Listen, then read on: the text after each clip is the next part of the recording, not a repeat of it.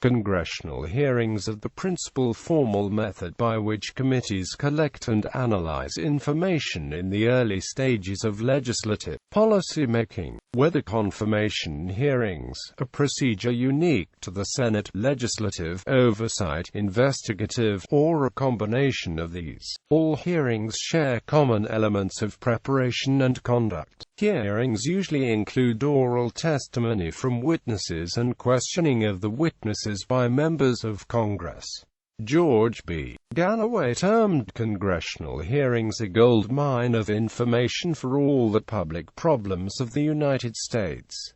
A leading authority on U.S. government publications has referred to the published hearings as the most important publications originating within Congress. The Senate Library in a similar vein noted, hearings are among the most important publications originating in Congress. Hearings were not published generally until the latter part of the 19th century, except some early hearings were published in the series that are part of the serial set.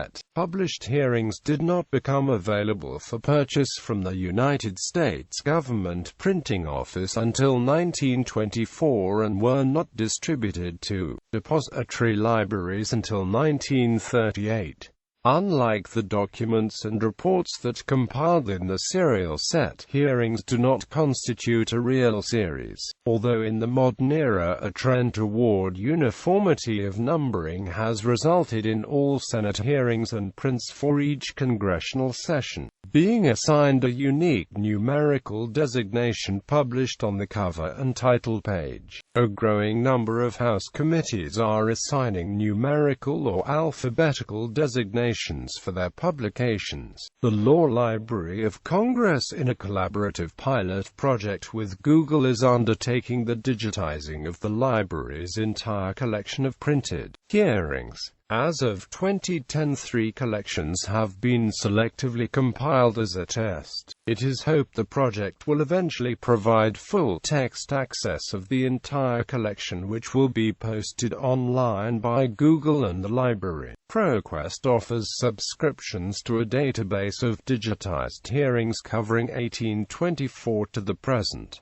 Types of hearings. Legislative hearings. Committees hold legislative hearings on measures or policy issues that may become public law. Sometimes a committee holds hearings on multiple measures before ultimately choosing one vehicle for further committee and chamber action. Hearings provide a forum where facts and opinions can be presented from witnesses with varied backgrounds, including members of Congress and other government officials, interest groups, and academics, as well as citizens likely to be directly or indirectly affected by the proposal.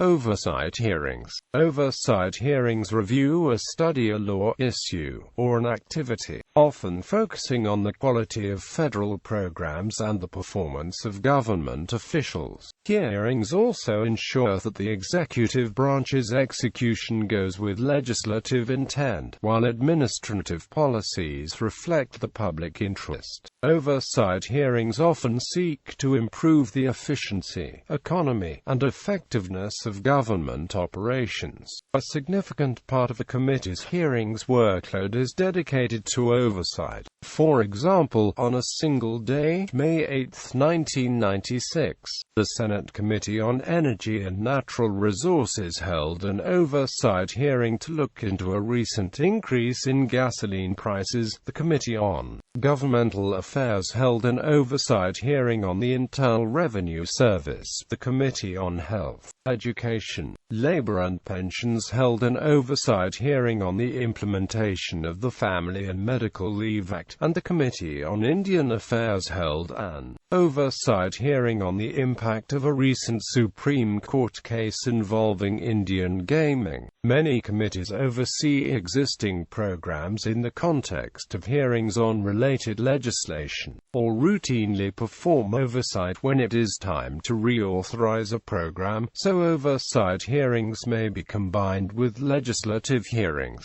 Investigative hearings. Investigative hearings share some of the characteristics of legislative and oversight hearings. The difference lies in Congress's stated determination to investigate, usually when there is a suspicion of wrongdoing on the part of public officials acting in their official capacity, or private citizens whose activities suggest the need for a legislative remedy. Congress's authority to investigate is broad, and it has exercised this authority since the earliest days of the Republic. Its most famous inquiries of benchmarks in American history credit Mobilia, Teapot Dome, Army McCarthy, Watergate, and Iran-Contra. Investigative hearings often lead to legislation to address the problems uncovered. Judicial activities in the same area of Congress's investigation may proceed, run simultaneously with, or follow such inquiries. Confirmation hearings. Confirmation hearings on presidential nominations are held in fulfillment of the Senate's constitutional advice and consent responsibilities.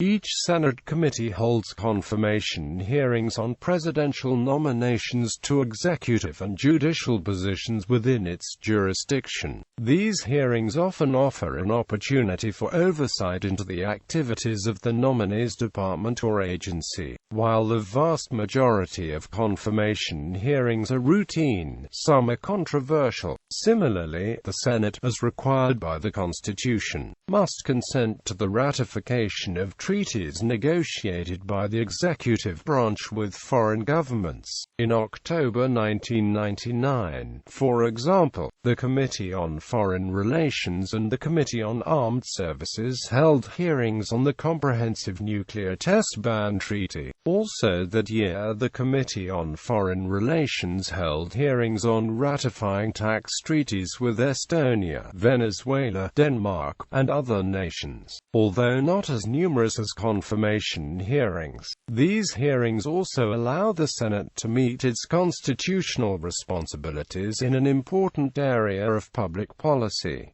Field hearings. Field hearings are congressional hearings held outside Washington.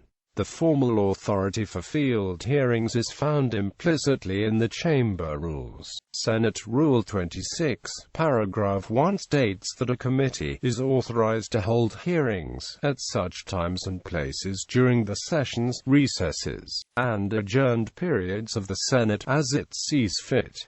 Otherwise, there is no distinction between field hearings and those held in Washington. In the 106th Congress, for example, the Committee on Commerce held a field hearing in Bellingham, Washington, on a liquid pipeline explosion in that city, and the Committee on Energy and Natural Resources held a field hearing in Albuquerque, New Mexico, on a bill to review the ability of the national laboratories to meet Department of Energy standards. While field hearings involve some matters different from Washington hearings, most of the procedural requirements are the same. However, funding for committee travel must meet regulations established by the Senate Committee on Rules and Administration. Subpoenas and depositions. Most individuals respond favorably to an invitation to testify, believing it to be a valuable opportunity to communicate and publicize the views on a question of public policy. However, if a person will not come by invitation alone, a committee or subcommittee may require an appearance through the issuance of a subpoena. Committees also may subpoena correspondence, books,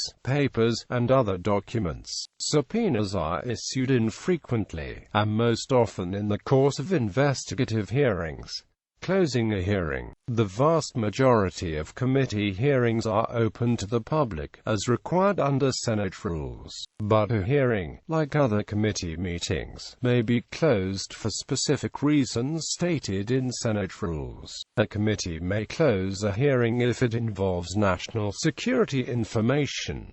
concerns committee personnel, management, or procedures, invades the personal privacy of an individual, damages an individual's reputation or professional standing, or charges an individual with a crime or misconduct, reveals identities or damages operations relating to law enforcement activities, discloses certain kinds of confidential financial or commercial information, or divulges information that other laws or regulations require to be kept confidential.